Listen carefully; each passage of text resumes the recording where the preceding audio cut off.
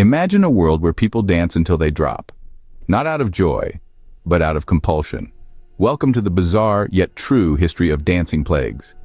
In the annals of human history, plagues have often been associated with death and despair. But dancing plagues present a peculiar twist to this narrative. Unlike normal plagues, they didn't spread through rats or fleas, but through an inexplicable urge to dance. People were seized by an irresistible compulsion to shake, twist, and twirl for days on end until physical exhaustion or even death.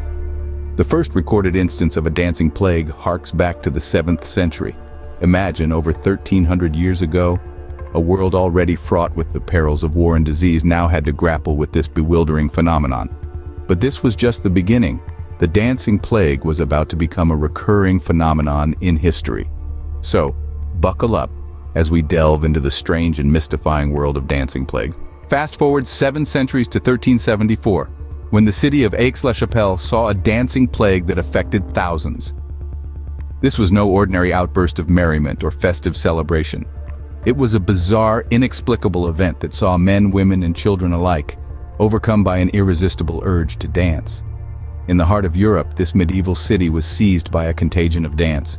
Individuals would begin to move rhythmically, their bodies swaying, twirling, and hopping seemingly without control.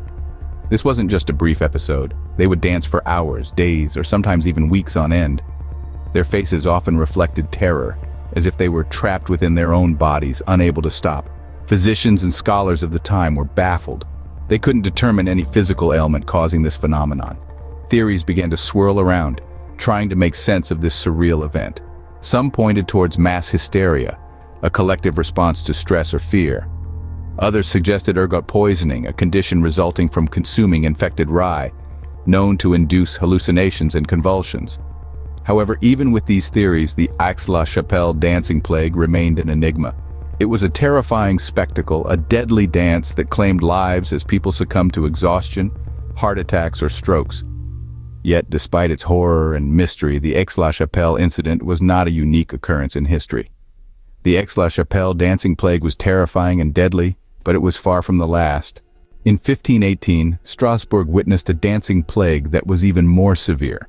The city, nestled in what we now know as France, found itself at the heart of a bizarre and unnerving phenomenon. Over 400 citizens were suddenly seized by an uncontrollable urge to dance. They danced in the streets, in the squares, in the heat of the summer for days on end without rest. This was no festive jig or joyous waltz, but a marathon of madness and desperation. Despite exhaustion, hunger, and bodily injuries, the afflicted continued their relentless dance. The spectacle was so intense and so public that it attracted spectators from neighboring towns.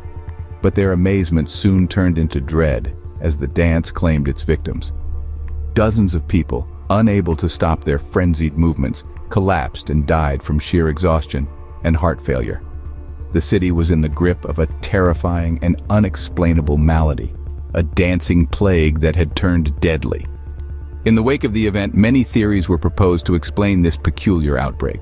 One popular theory suggested that the dancers were victims of stress-induced mass hysteria, a collective response to the extreme hardships of the time.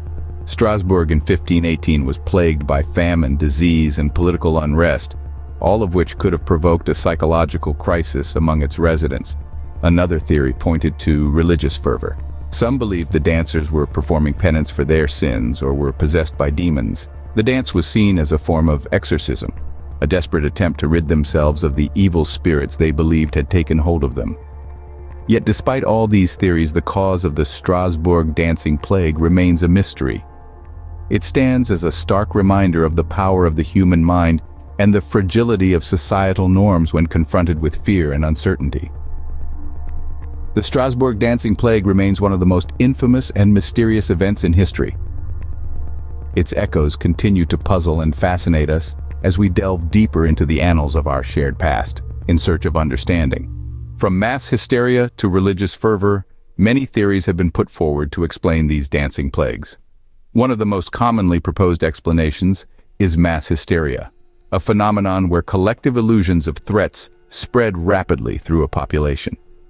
During times of extreme stress and societal upheaval, such as the periods of famine and disease that preceded these dancing plagues, mass hysteria can manifest in bizarre ways.